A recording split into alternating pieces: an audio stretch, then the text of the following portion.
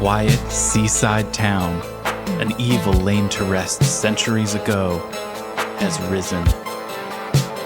An abandoned fortress deep in the swamp holds a secret that could save the village or destroy it. Now, a band of adventurers sets out to dig up the wounds of the past and bring the light of day to the roots of ruin. This is Tabletop Gold.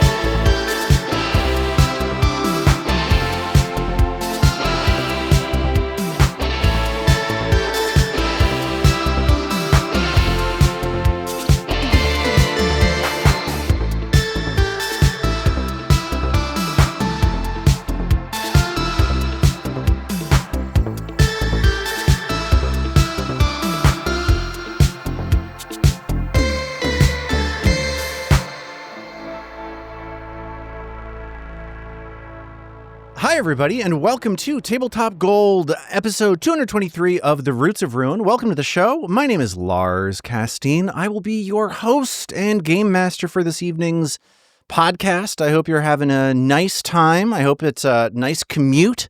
I hope that you're doing the dishes. I hope you're, what else is good to do? I think those are working out. I hope you're trying to sleep, but unable to because we're too much fun. I hope that you are sleeping poorly, working out, and or doing dishes right now. Maybe all of them. I don't know. Or driving. I'm joined today by Zoe Chernicoff. Hi, Zoe. Good driving time. Good driving time. Also, Robin Lange is here. Good dishes time. Good dishes time. Armat Humphreys is here. Hi, Armat. Good unsuccessfully falling asleep because you're just so darn entertained time. Okay, David is left with very few options here. David the Tin Man Chernicoff is here. How are you doing? What's going on? Good that activity. Okay, very good. Yeah, whatever activity is you're doing, I hope you're enjoying it. I do hope you're having a good one. We're going to get into our game in just a second, but Robin, you recently had a birthday. First off, happy birthday to you. Thanks. And I heard that on your birthday, you went out for a nice dinner. Do you want to talk about this dinner that you had? So this was one of the big ones. I turned 20, y'all. And now Okay. Congratulations. Double that, and you'll have the actual age I am now. That's too hard. Math is not my strong suit. 31? Yeah, there we go. Good answer. Good It's answer. a prime number. Anyway, my husband and I decided to go and have a fancy dinner rather than like do a party or do a trip or anything. So we ended up going to a incredibly fancy Michelin star restaurant in Manhattan. And it's one of the only ones that does an actual like plant-based tasting menu. Okay. Which is great because he's vegetarian and I am pescatarian. So we go most places and they're like, we have to ask like, don't do the vegetables and chicken stock, please. And it was the greatest meal of my life. Really? That's such a good feeling when you eat was something and you're just like, this is the best? everything. Like aces it? Everything. Like the opening dish was all onion based.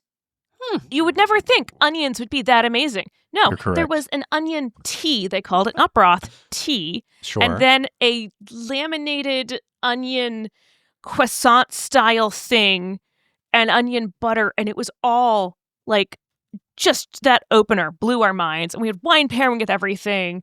So, by the end of the night, we were stuffed and drunk.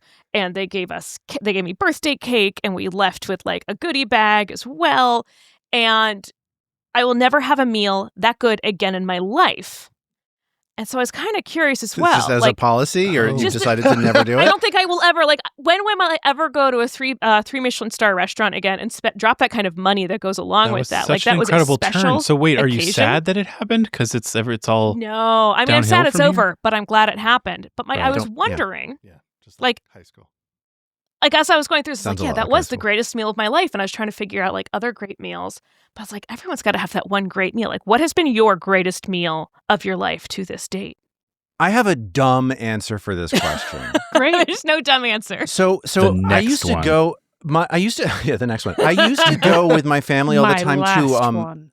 to bowl games. Like my family is closely connected to the University of Virginia, and it used to just be like a thing that every time the UVA football team went to a bowl game, like a college football bowl game around, between Christmas and New Year's, I would go to it because it was like, it would be like a fun, weird little vacation to like Jacksonville or Boise or some other like place that I wouldn't necessarily go otherwise. Mm-hmm. One, like the single most I have enjoyed a meal was after driving 10 hours in my dad's car, which was much nicer than any car that I will ever own, from Charlottesville, Virginia down to Jacksonville. Leaving at 7:00 in the morning and getting in right around dinner time. Which is already setting you up for like anything that comes not in that car is going to be good. And exactly, this is a little bit of a corked bat that this dish had. That this meal had. So it was just like a bunch of the University of Virginia people went for dinner at the Ruth's Chris Steakhouse in Jacksonville, Florida. The world's most irritating apostrophe situation. It really is. It's so confusing. And it's a thing where I don't even want to know. Like, if anybody ever tells me why it's called Ruth's Chris Steakhouse, I'm going I've looked it up be and so it's pissed. not, I don't want to know. It's not rewarding. Don't do it. Nothing but punctuation. the steak that I got that night at Ruth's Chris, surrounded by a bunch of like UVA administrators, was the single best meal I have ever had in my life. I enjoyed it so much. It was like spiritually impressive to me. And it's not exactly at all the same kind of thing that you're talking about, Robin. Like, it wasn't really fancy. It just was like I think that counts. Nice meal that hit It doesn't really have to hard. be fancy. Yeah. But it wasn't, I don't know if the Michelin Guide is covering the Ruth's Chris Steakhouse in Jacksonville. They're covering it, but they don't have good things to say. How old were you, Lars? There's room for improvement. What was the question? How old were you? This was 15 years ago. So I was 13 You years were old. 8. Yes. Yeah, I was probably like between 25 and 30. Okay. I loved it. That's my answer. I feel like there's such a variety of what can make a great meal. So I like, Lars, that it wasn't like just the most expensive meal you ever had. Yeah. I didn't even pay for it. I will pivot us back in the Robin direction. I think the best meal I have ever had, and I think it was the second time we went when we lived in New York, somewhere between 1 and 100 years ago. We're went 31. Twice. We're 31. To Stone Barns, Blue Hill at Stone Barns. Oh, yes. I've wanted to do that. And they also do a great, like, That's I'm up there. gluten intolerant, I eat fish, but not other things. Like, they're very accommodating. And it was, the wait staff is a little bit overly attentive kind of thing. Like, they're in there clearing stuff. They're bringing you, like, little things in between. But it was, I've never had a meal like it. And it was great. This is the thing. It's like in Westchester or something like that. It's up in Terrytown. Yeah, In Terrytown. Okay. Northern Westchester. Yeah. And up it's in- on at least there used to be one in I think in Greenwich Village. There's a Blue Hill. There's a connected one, yeah, and they work with Cornell or something, and it's all connected. And it's up in, yeah. I've And heard of they it. have a farm that they grow a lot of their own, and they like raise pigs and stuff and all that. Anyways, it's like very farm to table, and has now been around for again between 1 and 100 years. But it's delicious. I would love to do that one day. That's amazing. It's I'm glad you got definitely to a do like that. only once in your life, because it Yeah. is really quite pricey. But Well, we did do it twice, but yeah. yeah, that's right. We did it twice. you owe them. Only twice in your life. Yeah. That was the first thing that was the same meal was the first thing that came to mind for me as well. I mean, there's some like positive non-food related memories associated with the night as well. Like it was delightful romantic Metro time. North. I mean, Aw. anytime you can get on Metro North is a good time. Wow. on Most Metro sensuous North. of all train lines, really. Yeah. It was a romantic Metro North ride, which that's how romantic this evening Right. was. That's I mean, that's the one that's amazing. That's That's really the great. Harlem Yes. line, right? The one that goes along the river. That is kind of nice. Uh-huh. The Hudson River line is beautiful. I love that train line. We're getting so New York centric right now. I'm loving it. The Hudson River line is the best. There's that castle that you get by. Oh my god. I'll take us far away from New York for the two things that came to mind were the one that Zoe just said, and the other was some street food that I ate in Japan. Ooh. Which was like, it was the equivalent of like $8 or something. Yeah. I was That's the best. Yeah. pretty hungry, so there's that. But I as I was eating it, I don't remember the name of the park in Tokyo that I was in. It was not from like a place that had a name. Like it was just like a street cart kind of thing. But as I was eating it, I actually had the thought to myself, this is one of the best goddamn things I've ever eaten in my entire life. That's awesome. And like knowing it in the moment feels like a hallmark of this question. Like as Lars, you were describing that too. Like as you're eating the steak, you're like, this is such a good meal that I'm currently partway through. Right. It's like the quality of the meal outstrips what your brain is able to comprehend at that moment. Right. It saturates your brain's understanding of good food. That's right. It feels more like a time phenomenon or something. Yes, you do feel like pulled out of time. Yeah. This is why we talk about food, guys. This is why we love food. Oh my God, we are talking about food. It turns out. That's so us. There's nothing but good feels with Turns out it's a food podcast. So us. I'm hungry. Well, now we're keeping people up because they're hungry now. Yeah. Good meal eating time. No. Eating time. Armat, what you got? I guess I'll go quick. I have a meal that was like David's and Lars's, which is I was out snowboarding and there was a big storm coming in, and there was like just this little shack that was like for coffee and hot chocolate and like had soup.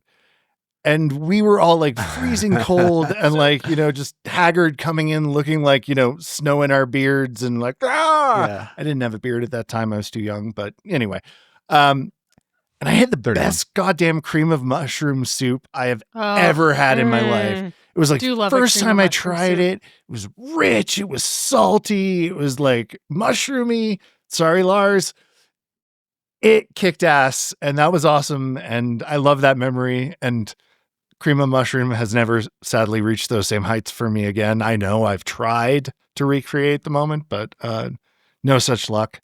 I love the idea, Armat, that you have a pantry cabinet full of different kinds of cream of mushroom soup, and every night you heat up like a tiny bowl full and try it to see. It's like a Cinderella slipper thing. Like, is that the one? And then you dash it in the sink when it isn't. You're like, lost it all. You failed me again, Campbell's. This was how you developed your cream of mushroom problem. Go après-ski again. But yeah, anyway, that was a fun memory I have. It's delightful. Yeah. Yeah, it does seem like the situation is like deeply important for this. Like it feels like you gotta have the everything needs to align in order for this to happen, right? Like it seems like it takes more than just the food sometimes. You either need to have it be that you're cold, that you're with a bunch of college administrators, or that it's one of the most important nights of your life. Yep. Those are the three things. Those are the three ways you can do it. Yeah. Speaking of the three ways you can do it, what do you say we get into it? Let's do it, as they say. Let's do it. Let's play our game. Which of the three ways are we going to do it, Lars? I don't know. It's up to you. Play your agency. Oh man. Armat, can I have less headroom from you? You're a little low in the window. I can also scoop myself up slightly. That's one of the three ways.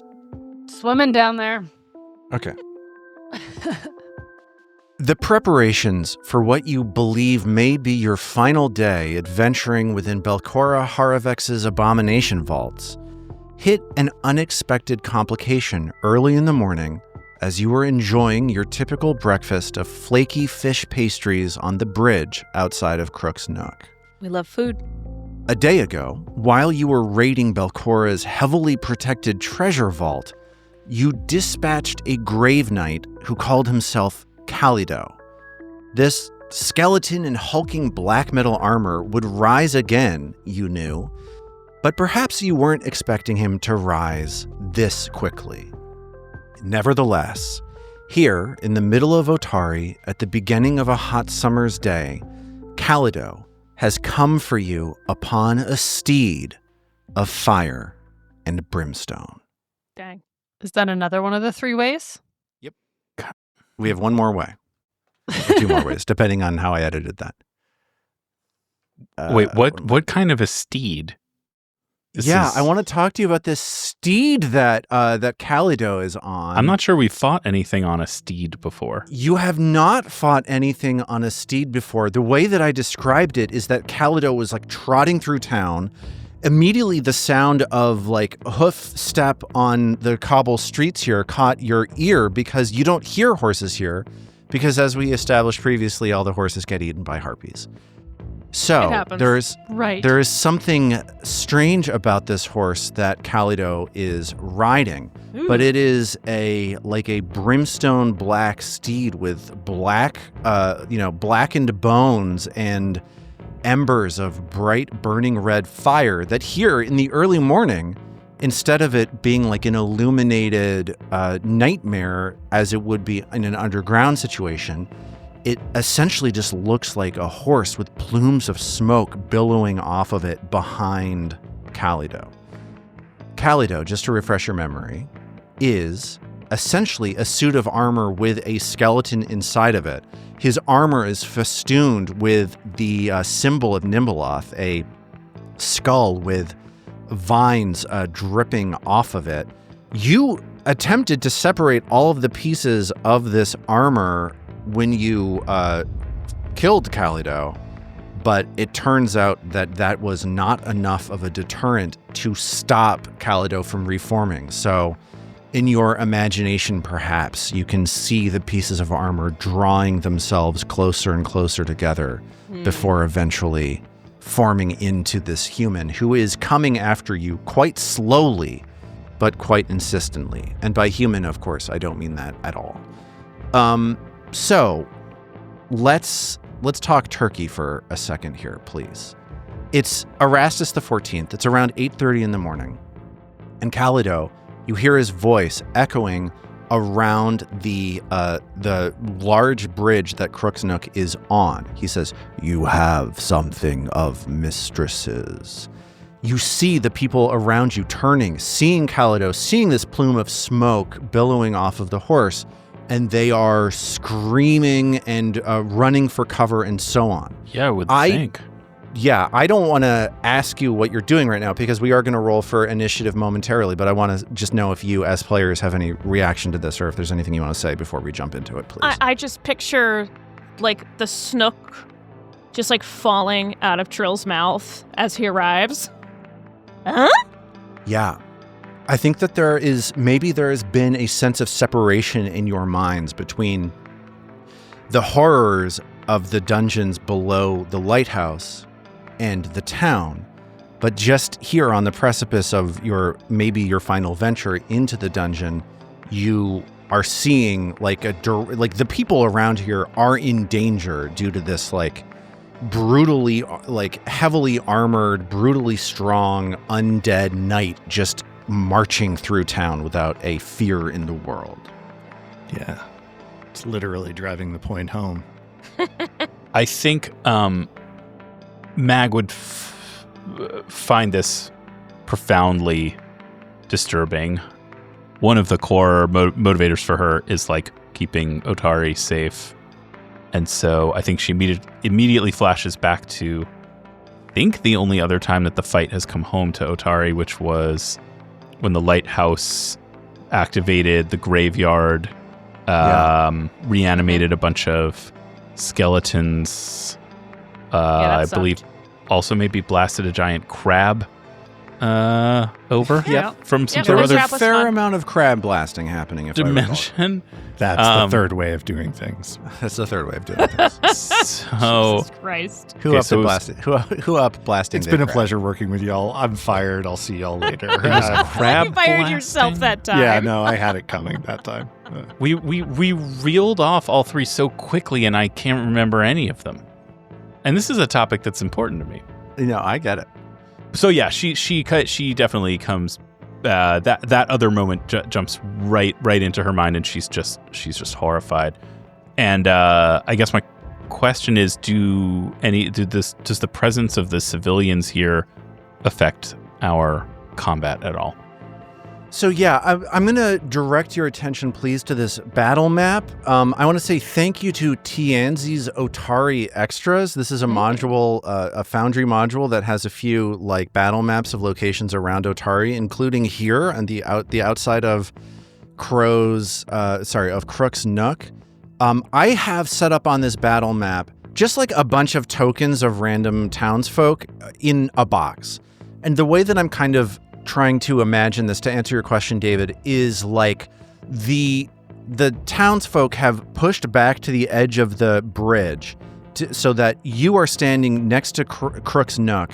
Calido and his horse are marching across the middle of the bridge, and all of the people who have the presence of mind to notice this and to get out of the way are pushed up against the southern edge of the bridge. So I'm going to say mechanically that southern edge is difficult terrain, and I'm going to say that you perhaps feel a need to be protective of folks in that direction because, like, if there are attacks or areas of effect or something like that go there, people could die.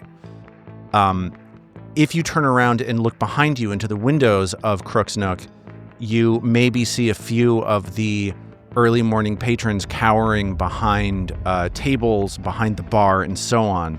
They seem more or less protected, but if you can find a way to get rid of Calido, in whatever way that is, without having any spillover into that southern portion of the bridge, that would probably align with your goals.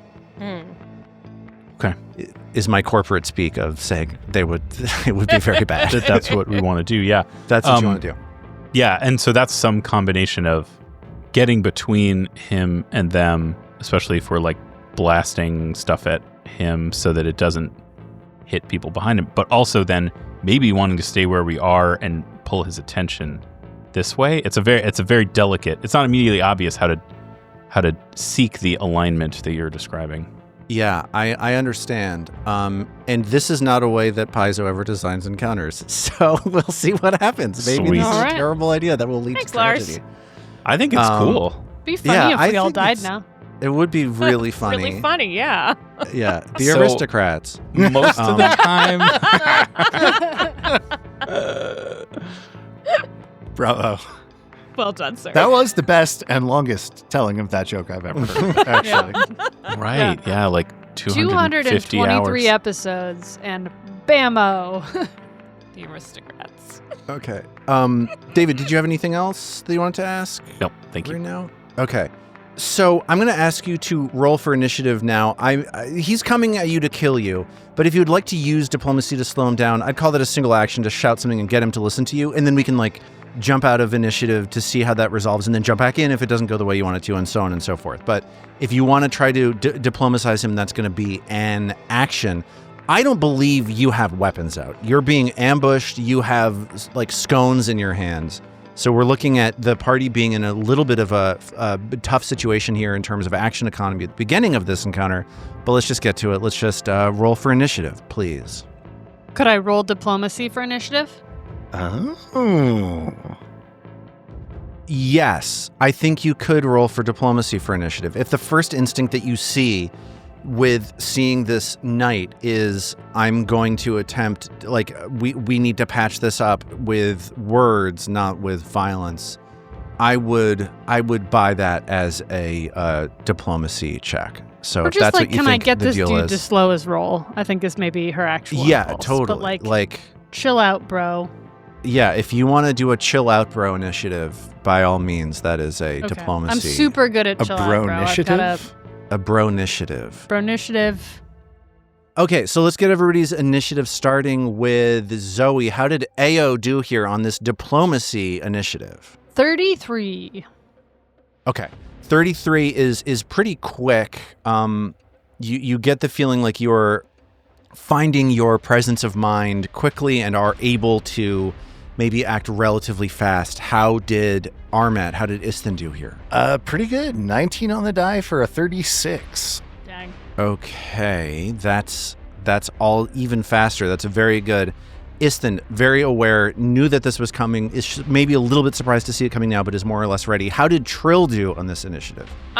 Trill, I think, was very focused on trying to catch the snook that was falling out of her mouth. Priorities. And so Trill only ended up with a 27. Okay, so that's bad. Yeah. Would you like to do a battle cry? I think that from where you are now, you are close enough to Calido. Yeah. And that's a 32. That's a success, yes. So Phew. so Calido flinches back and becomes frightened one. He was not expecting, as Trill starts screaming and, the snook falls out of her hands, this performance comes out, this blast of music.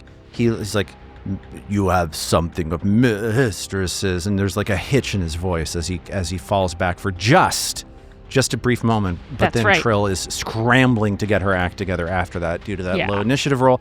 David, how did Mag do here?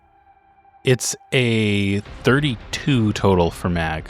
Yeah, not as alert even as the rest of the party. Okay.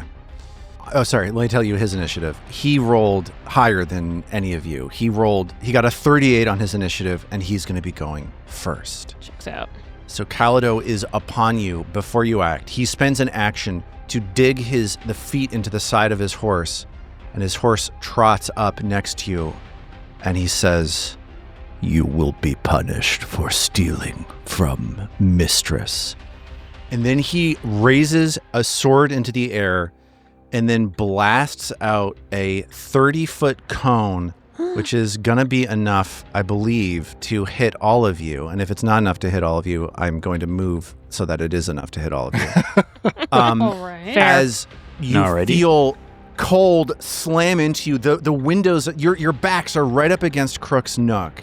The windows of Crook's Nook shatter as just this blast of ice flies out of Calido's hands right behind you, and you're almost knocked backwards into the window. And I need all of you, please, to make a reflex save.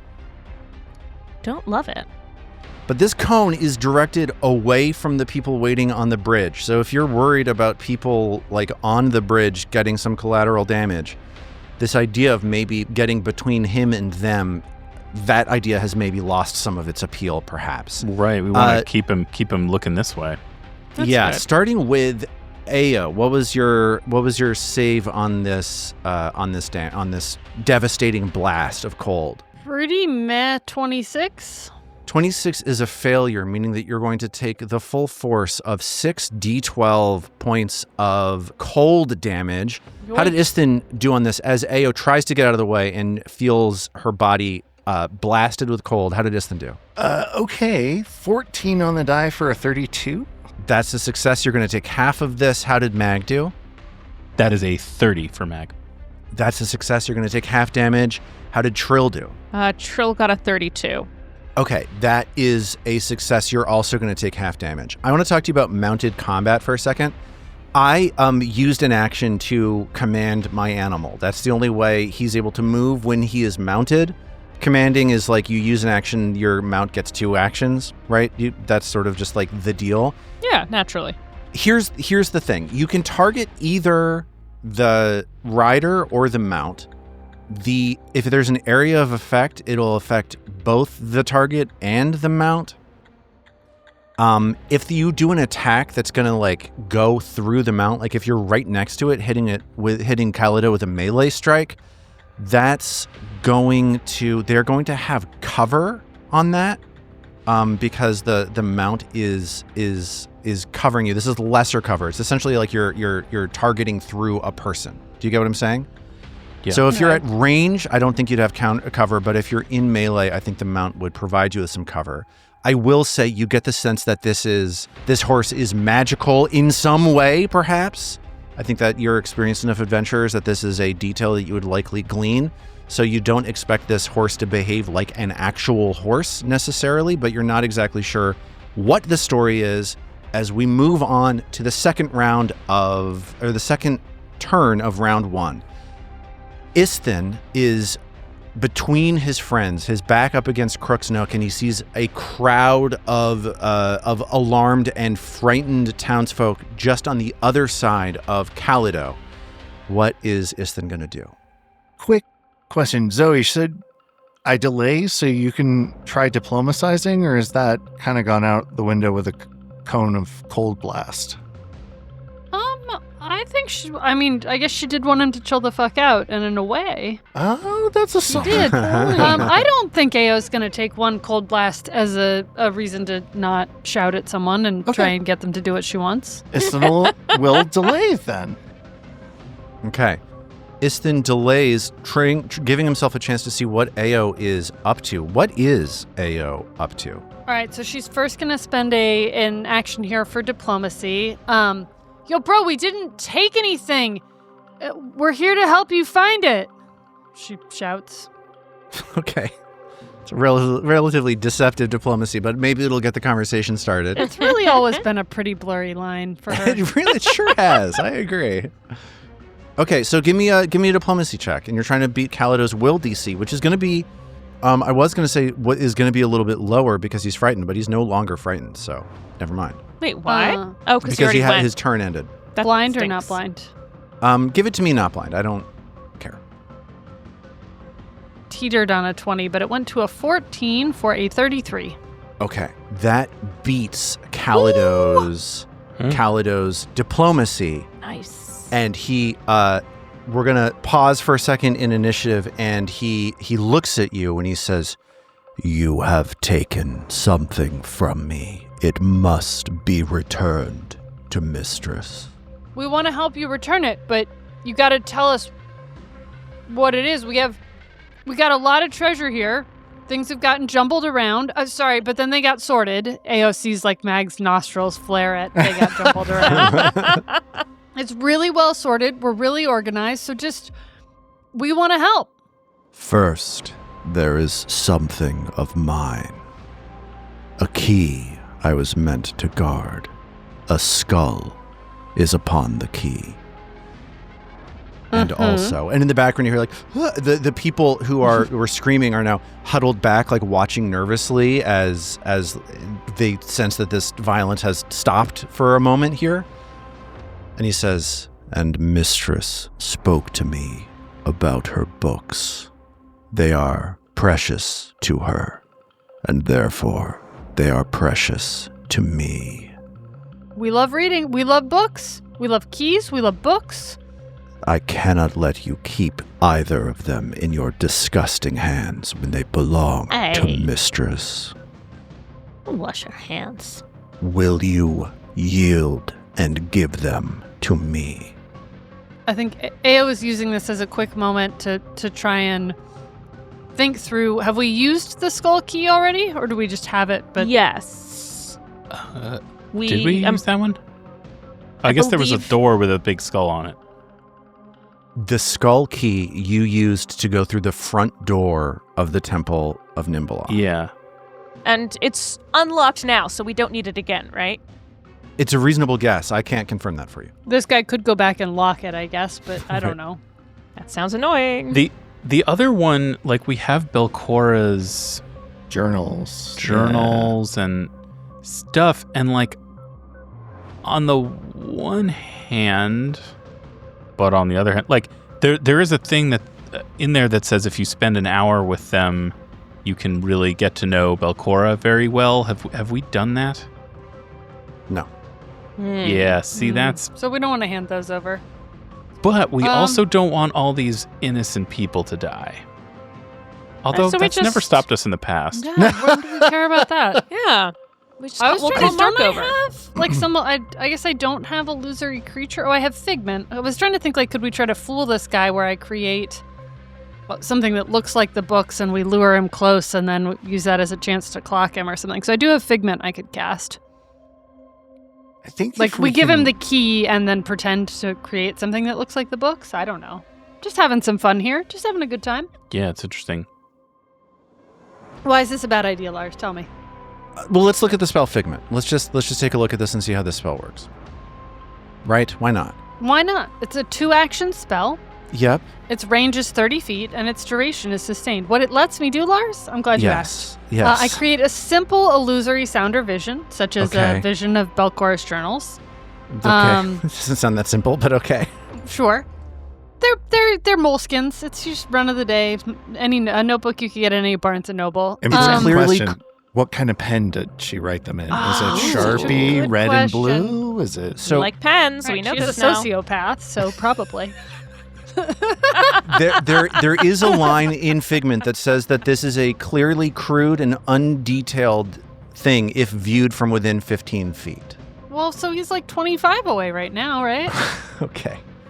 So you can maybe buy yourself a round of him going like, okay, good, those are the books. But then maybe 5 seconds later, that doesn't seem.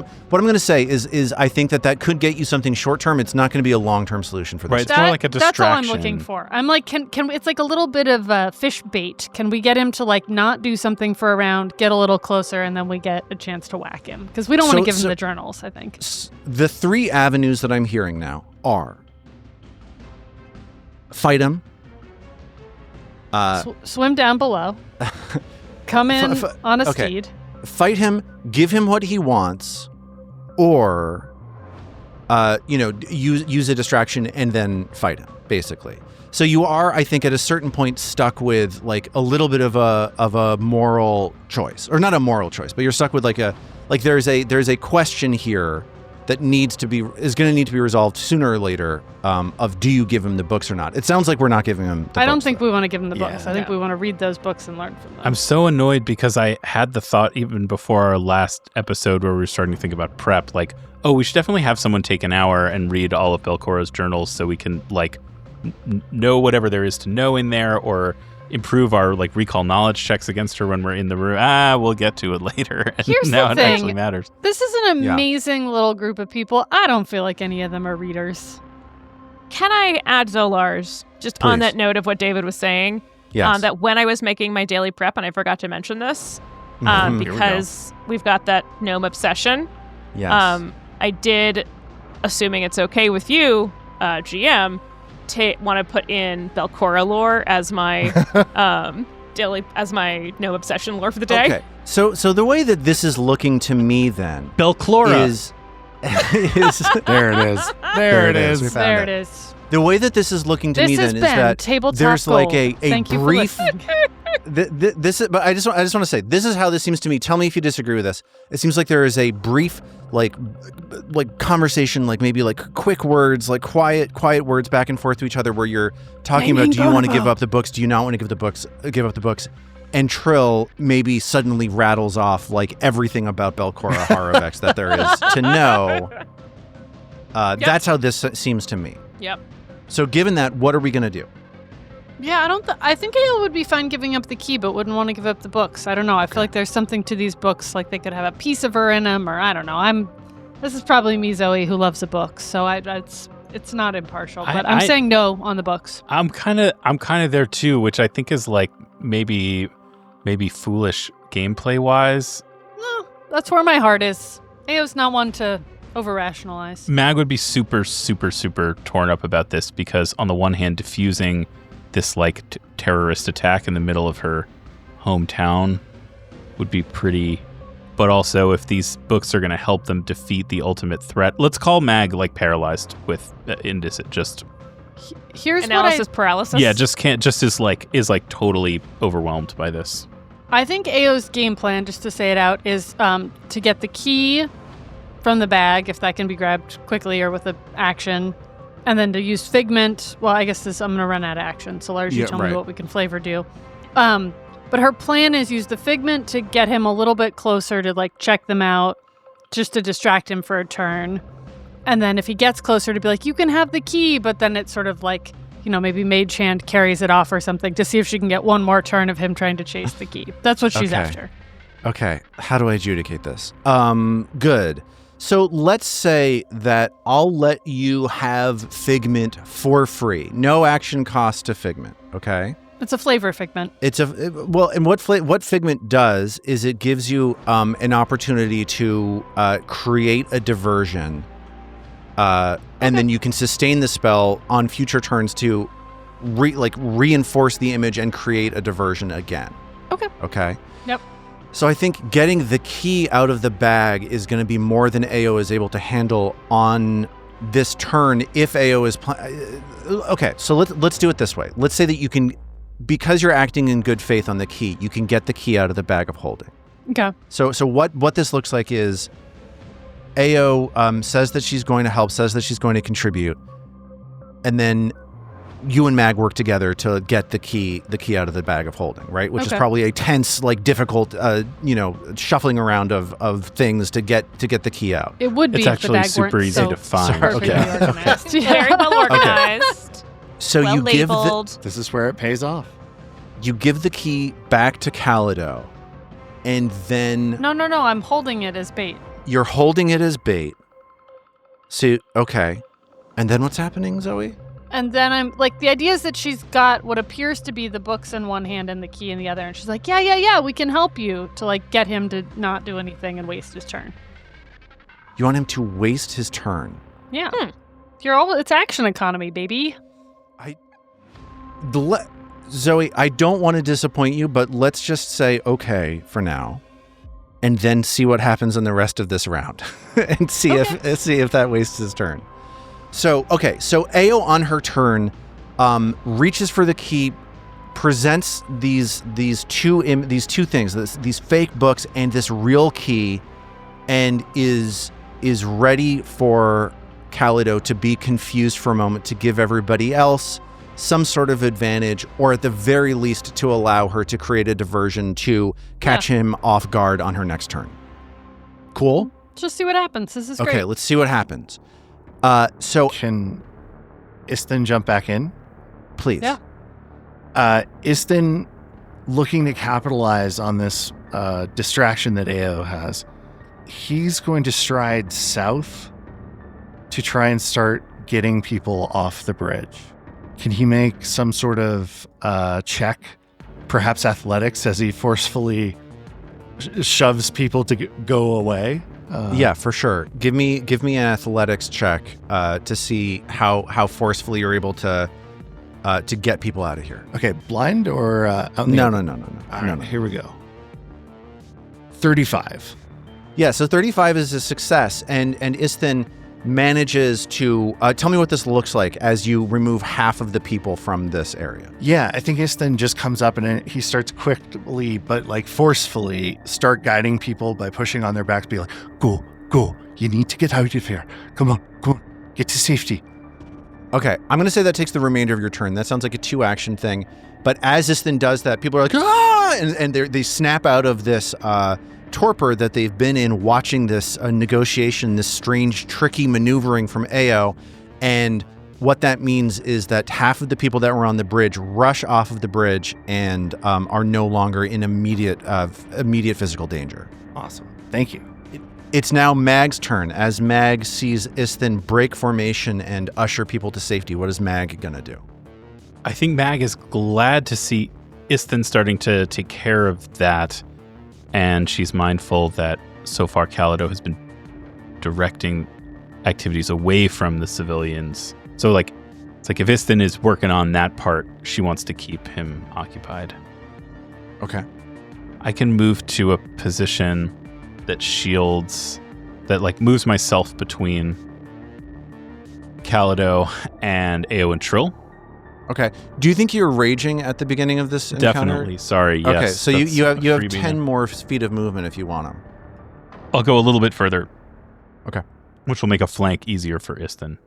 So Mag gets right up next to Calido and this horse. Mag, as she approaches the horse, feels like heat radiating off of this thing.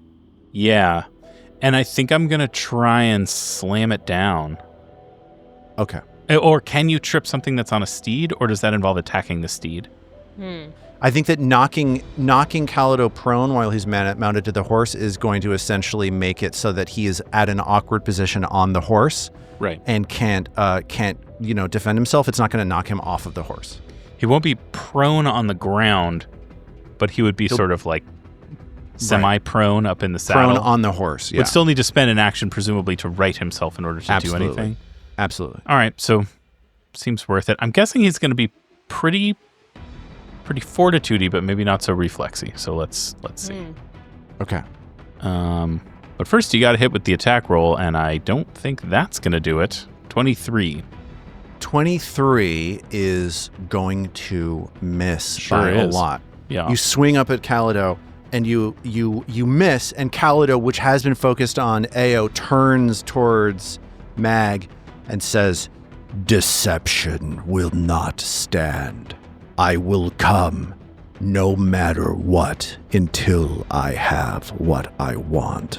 I see. That was what you meant by waiting till the end of the round. I've now acted aggressively toward it, so Ao's ploy is not going to work. Like, I don't think that this guy is going to, like, just keep being transfixed by a book after you try to hit him with a... You know what I mean? Right. I guess I should have thought the opportunity for the diversion is there still. Like, Ao has the advantage of having this book and, like, the effects of the Figment spell, but I don't think that he's going to, like, waste a turn now. Yeah. I guess I probably should have waited on that. Well, I think we got to start attacking him. Yeah. This is not a situation that you asked for, is what I'll say. Like, yeah. The circumstances are not great. Mag feels like that a lot. Not David, though. Nope. This is... that's my turn. So Trill sees Mag run up as Isthan and attack as Isthan starts shepherding onlookers to safety. What is Trill going to do? So I guess Trill's just always going to do the things she do to start with our Lingering Comp and Courageous Anthem. Dice are not with us today. So that's a 28. 28 is a success. So you're going to get 3 rounds of Courageous Anthem. Okay. Thank you, Trill. And I'm trying to... What do we remember from when we fought him before? He's incredibly difficult to hit. He's wearing incredibly heavy armor, and no matter what happens, he will come for his book. Oh, somehow I didn't connect it until you said he's incredibly difficult to hit. He almost killed me last time. Yeah. He and Mag have a relationship. Yeah. I'm trying to it's remember. Complicated. Did he have any reaction to? Did we see any resistance to spells? No. Okay, we didn't. So that was the Golem. I was trying to remember which was which from that fight because that was a awful fight. Yeah. Yes. This was half of one of the worst combats you've ever had. I hated that. Spoiler. So. Is it? If you haven't listened to our previous episodes, that's true. If you're jumping in at this one, it is a spoiler. Yeah, audacious choice to jump in. The whole here. Aristocrats thing is much funnier if you go back to episode you have to start at the listen beginning all the for that way one. through. I don't think that. So let's, maybe I'll do a recall knowledge. Okay. Just to sure, see, give me a religion check, please. Religion? Of course. I'll even let you do Belcora lore because I was about to say, can I do gentleman Belcora has lore a for relationship with Belcora for Let's sure. see, which is because that's way better than my religion. My religion's good, but this is better. So what you know about Calido is that he is actually a Haravex. He is a distant cousin of Belcora Haravex. And he was drawn to her to make himself part of her plan to destroy Absalom and to get revenge for the Haravex clan to get their revenge on Absalom. He offered to help her, and she said yes, and then killed him. So he is now eternally bound to serve her, no matter what. What kind of question do you have about Calido Haravex? I guess I wanted to know his worst save to start. He has a weak mind. Calido so we was kind of figured not that enlisted by Belcora to do plans. He was there to be muscle and to defend her secrets. His will save is his worst save. Okay. So for her last action, she'll cantrip shield. So Trill sings an inspiring song, raises her shield in defense, and shares some information about Calido. And Calido says, "Yes, what you say is true." And it is now Calido's turn. Calido is face to face with Mag. Mag looks up, sees Calido up on this steed, and he swings this huge frost-covered greatsword down at her. That is not a great roll. It is a 31 to hit Mag. 31 does hit. Okay, so Mag is going to take some cold damage and some slashing. 19 total, 15 slashing and 4 cold damage. And then Calido strikes once more. Go ahead. Sure, it looks like I resisted some of the damage, and I'm trying Because to figure he's out undead, why. you resist damage from undead. Uh-huh. That's pretty cool. Because That's part you're of the spirit barbarian I thing? am overpowered. Jesus. and then I he mean, I've swings kinda again. known that, but... well. That's an even better strike. That's a 33 to hit Mag, and Mag feels even more damage as her spirit instinct dulls some of these 21 points of slashing and cold damage. And then Calido commands his steed, and the steed flies 40 feet up in the air. Whoa. I guess that triggers a reactive strike. It has to. It triggers a reactive strike on the horse for sure. I'm sorry, a reactive strike on the horse is very funny to me. Yeah. So go ahead and give me that reactive strike on the horse, please. That is a 35 to horse bash. That hits. Okay. I horse bash for 28 points of damage. Okay, so that is a big strike against the steed. That is bludgeoning, acid, and spirit damage. So as this horse flies up into the air, bringing Calido with it, Mag manages to connect with 28 points of damage, and it's now Ao's turn. Calido and this horse are up in the sky, 40 feet above her head. What is Ao going to do? Ao will create a diversion with the book. Great. So because of the figment spell, you get a +2 bonus to that created diversion. That's a 30. 30 is a success. So he's like looking at the book and he says, "Yes, there it is, the book." And now you're hidden from him because you have successfully created this diversion magically with the books. Okay, and then Ao uses TKP to fling something at him. Okay, he's 40 feet up in the air. TKP has a range of 30 feet, sadly. Ao pulls out chompers and fires an arrow at him. Okay. That is a 31 to hit. So that 31 hits, and because he is off guard to you, you get sneak attack damage from him. That does 21 points of damage. And this created diversion that you're doing is magically sustained, so you can keep doing that to him over and over and over again, right? Like every time you sustain it, he's going to be drawn back to the book every single time, which is great. Okay. All right. So as Ao distracts Calido with the book and fires off a shot, it is now Isthin's turn.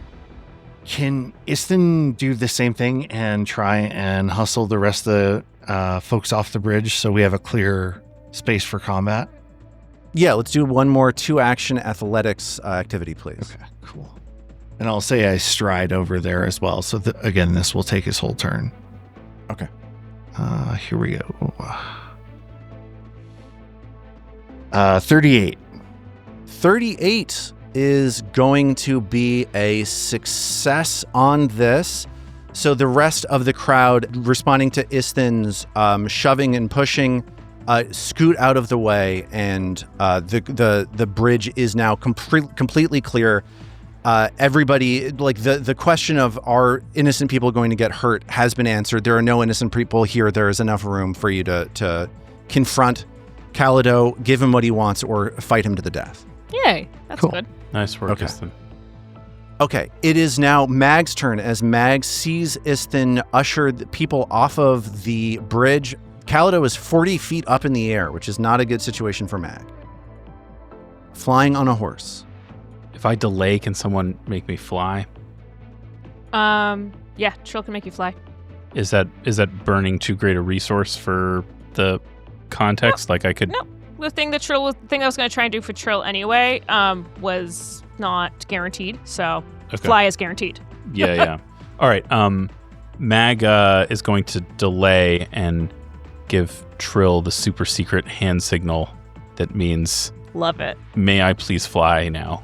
Thank you. Okay, so Mag Looks like backs this. off and asks for some magical assistance from Trill. Yeah. It's now Trill's turn. So Trill's going to move forward because she has to touch for fly, I believe.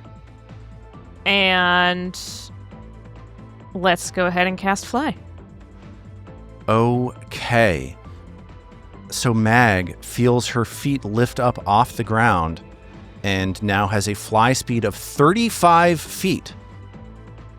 Yay! As I like Trill- making that fly. It's fun. Thanks. Trill infuses Mag with some extremely helpful magical assistance. Now be careful. It is now Mag's turn. I would like to fly into the air. Okay. Flying straight up into the air is a little bit of a difficult thing to do. So it's sort of difficult terrain. It's going to take you 2 fly actions to get up to where it is that they are. Okay, then I'll sudden charge, which is two moves and then a free melee strike if I end up in melee distance, which I think Can you I do. use sudden charge for flying? You can. That's cool. Yeah. So I guess like still raging on the ground, Mag really, really braces herself, like dips low, a very like a weightlifter's athletic squat, and then what's it called when you blast off? She blasts off. Oh, okay. Sure. So Mag jets up 40 feet up in the air and can do a strike. Well, I rolled the same 2 as last time, which I'm guessing a 24 is not going to be any more successful than the 23. It's not, sadly. Mag can't buy a hit right now. No.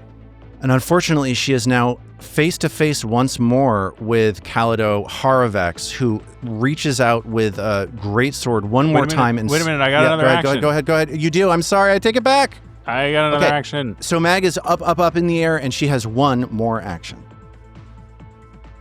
I'm gonna...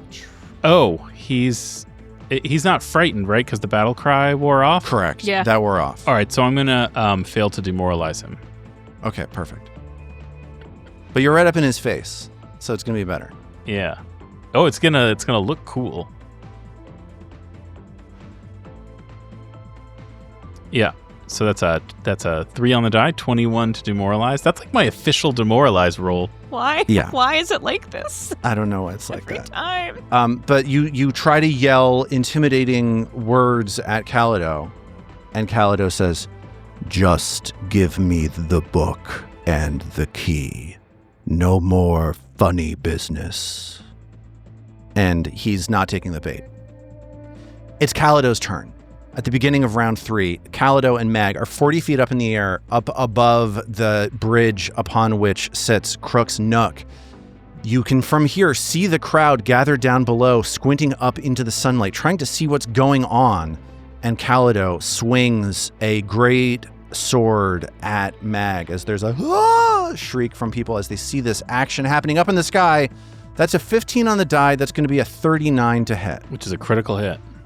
Critical hit. Mag is looking at 46 points of damage and is going to be knocked off guard. Some of that gets resisted because of Mag's Spirit Barbarian Instinct, but then Calido is going to swing that greatsword one more time at I can her. see why, given the Bad That's roll. result. Very, very, very bad roll. A 23 to hit. No, yeah, not close. And Calido commands the horse, and the horse swings down and lands back down on the bridge, which would trigger a reactive strike on the horse which would again, trigger a right? reactive strike on the horse. Yes. Might be nice to knock that thing out of the air. 32 to hit the horse. That hits. That definitely hits. You manage to catch the horse. Great And damage roll. Wow, that's like almost a max damage roll. 35 damage.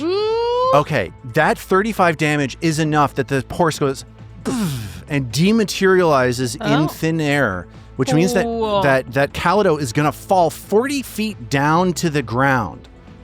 Let's just look up the rules for falling damage. I take damage equal to half the distance I fell.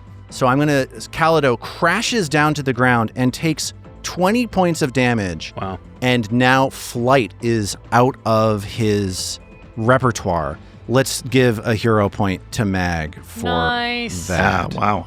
That was That's awesome.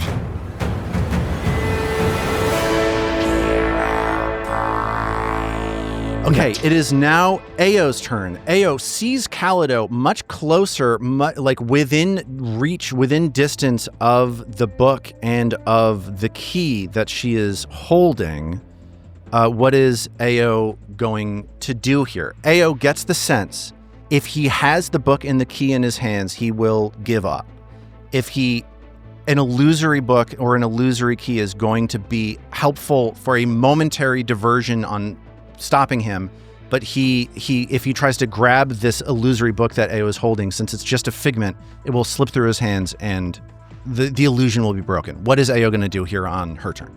She has to sustain Figment to keep diverting him, right? Correct, yes. So she does that. Okay. Do I have to roll deception? You do have to roll deception. You get a +2 to this, but he gets a +4 to his will DC because he's seen you do this once before. How did you do here? 40. 40 is a success as he once again is drawn towards the book and forgets that Ao exists. So she is going to TKP so that she gets the flat-footed advantage on a double strike. Okay. So yeah, Ao just does, I don't know, a guy in a bludgeoning damage seems good here. That is a 28 to hit. 28 is just short of hitting. Oof. All right. This thick armor is tough to get through. Isthin hears the sound of clang behind him as Calido crashes down into the ground. You see the rocks of the bridge upon which Crook's Nook is built start to crack apart as this massive strike sends some of the cobblestones up into the air. Calido continues to be distracted and confused by Ao, but again, he is never going to stop until he gets what he wants. So what is Isthin going to do? Isthin is going to stride up, and he is just going to uncork a spell strike at Calido. Just uncork it. I like it. Uncork it. And he's going to use Daze since Will is apparently his worst save. Also, poor Calido, man. He's in the worst unpaid internship ever, right? Yeah, but he's in the family business, though. Yeah. That's true. He's cousin Greg in Succession. He's cousin He And Greg. he really doesn't need to worry about health care. I mean, his body just literally stitches itself back together. That's true. He's suing Greenpeace. If only we were all so lucky. Yeah. So how is your strike here? Okay, so the strike was a 40. That hits. Okay. Almost a critical success, not quite a critical success. Awesome. That's amazing. That's not a crit. Yeah.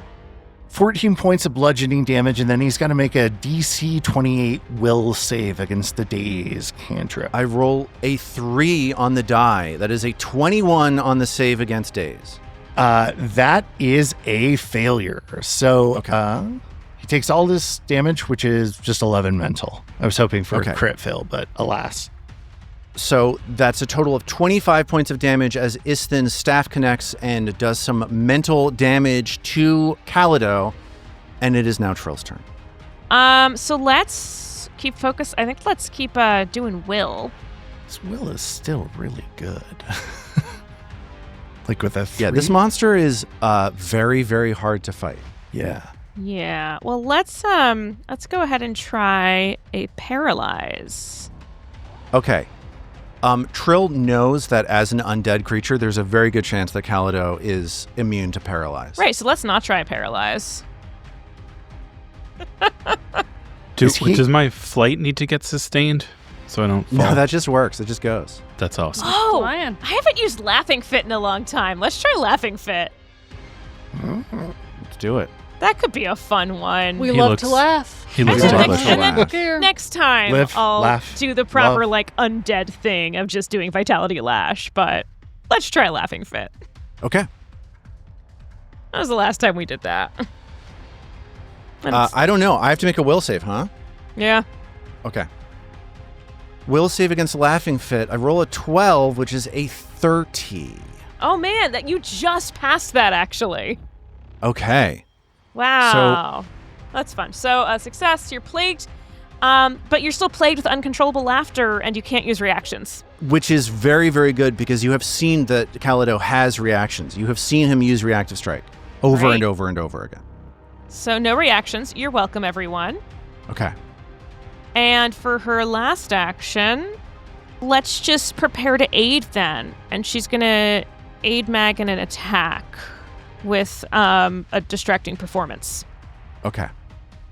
So a distracting performance ready once Mag swoops in. It's Mag's turn. Mag, 40 feet up in the air, sees the beauty of her hometown stretched out below her, but sees a fight down on the ground. What is Mag going to do?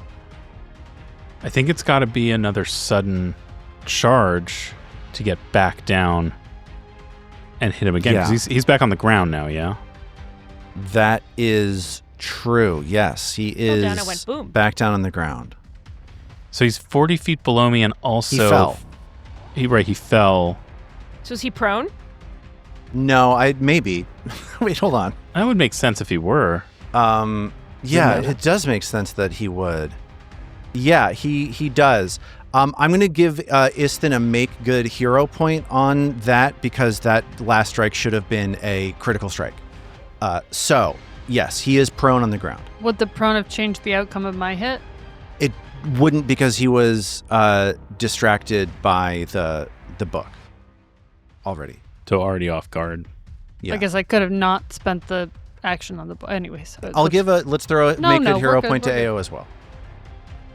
Both of you would have done the turn differently if I had gotten that rule right. So both of you get a hero point. Then what about a hero point to me for bringing up the fact that he was probably prone? No, I'm going to take a hero point away from you for making me look stupid. Shit. I have none left. Now I'm negative. You have negative. You owe me a hero point. I know how our listeners feel. Can I have a hero point for agreeing with the way you just distributed the hero points? Yeah, That's you good. get. That's smart. I'm going to give you Trill's negative hero point, so you also lose a hero point. Interesting. Trill's back down to 0. Oh, cool. Okay, great. Okay. All right, so he fell out of the sky. He started out next to me before his steed flew. He's now maybe 15 feet to the west of me. Do I need to cover that east-west ground? Did he, fly off that far? The sudden charge is going to get you there no matter what. So it will? Okay. Could I swoop down and alight just directly on top of him? Sure. Would my landing on top of him smoosh him for any damage? No, but it will. I'll let it give you a +1 to your strike. Sweet. Like it flavor should. +1 smooshing. A +1 smooshing circumstance bonus. I want to do some smooshing damage. Smoosh it up. So that's smoocha. 2 moves and a strike for only 2 actions via sudden charge. Here is the strike. And I'm going to say that you end that 5 feet up in the air. Do you get what I'm saying?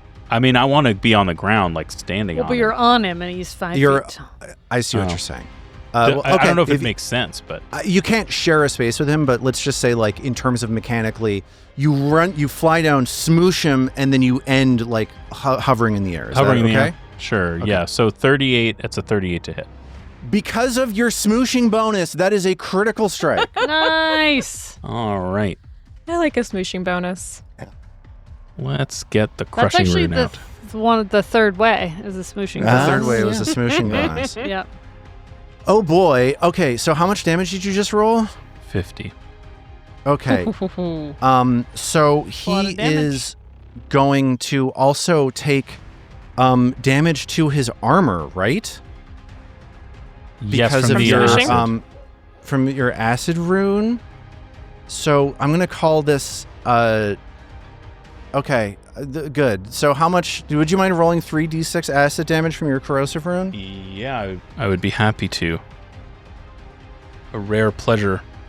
13 acid damage Okay, 13 acid damage, to the armor. and the that does not even manage to get through the hardness on his on his thing.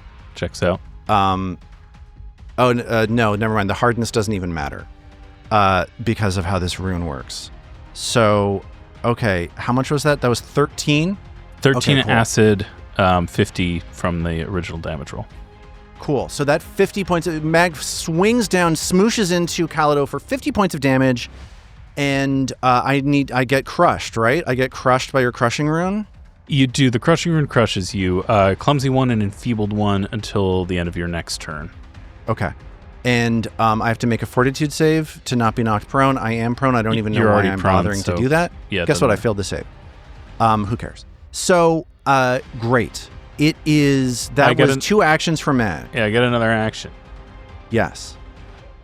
I think Mag's going to scream at it again. It's not the wisest, but It's she's- immune to a demoralize for like a few minutes after you do a demoralize. yeah. You can only demoralize once per combat. And it doesn't, yeah. So if I try to demoralize again, it won't work, which is sort of like when I try to demoralize. Yeah, in it's the the first exact place. same as the It's first the time. first, yeah, it's the same. So Mag flavor screams. I mean, because this thing, you know, killed her, almost killed her for good once. Knocked her down, left her unconscious while her friends, when her friends ran out of the room, she had to revive herself and immediately sprint out from under its gaze. So what would she say? She would probably say something like, Oh, okay. Got it. Nuanced. and I'll do another attack. Okay. Try to smash it while it's on the ground. Nope. That's another poor roll, and it's only a 22. Okay. As Mag smooshes down, slams into, just charges straight into Calido, down on the ground, lands a brutal strike. I've actually put Mag's token on the ground right next to Calido, since Yes, thank that you. seems closer to how you were describing it. Calido is going to stand up. Yeah, so I'm gonna reactive strike him now. Okay. Iston as well.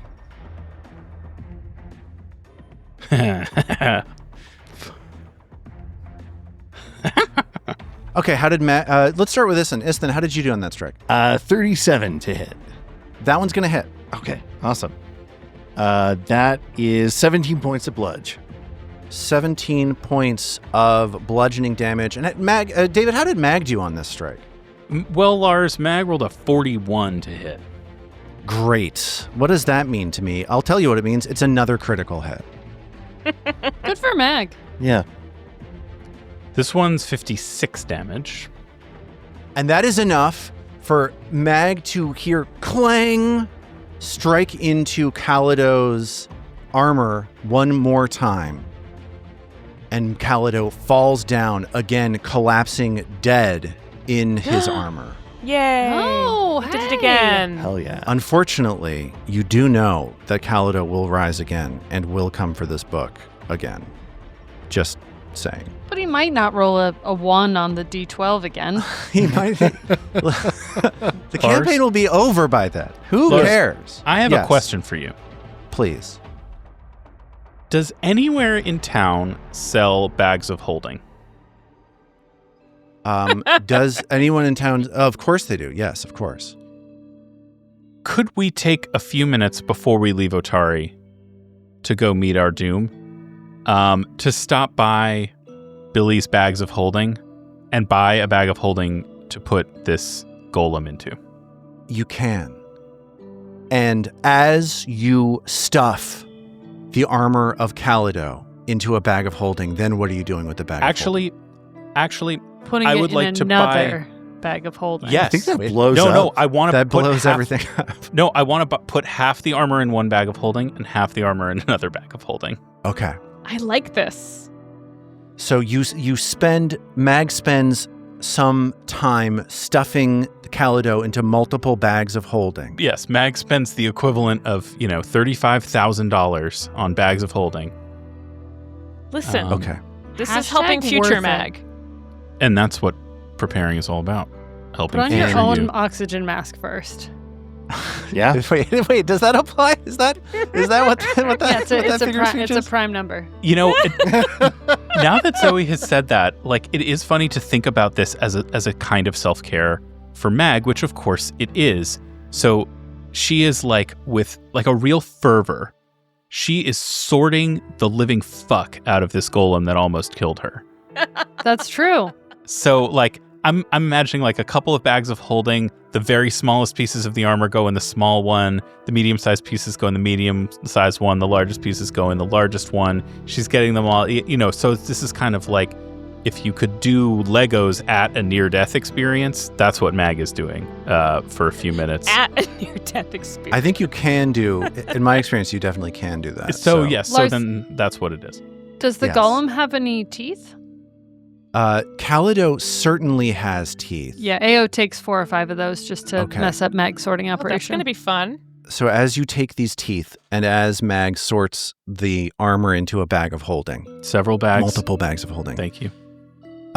and you're preparing your final steps to move out of town, the mayor approaches and says, "May I please have a word with you?" And we'll pick up from there next time. This guy again. This guy again.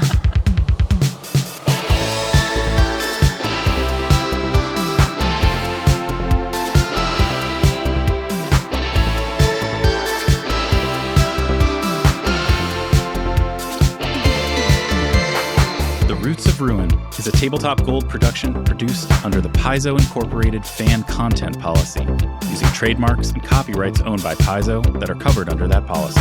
The Roots of Ruin is not published, endorsed, or specifically approved by Paizo. For more information about Paizo Inc. and Paizo products, visit paizo.com. All original characters and content in The Roots of Ruin are the property of Tabletop Gold, and all rights are reserved.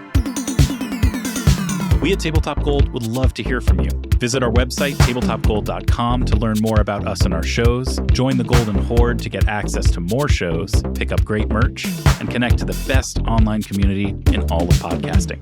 Thanks for listening.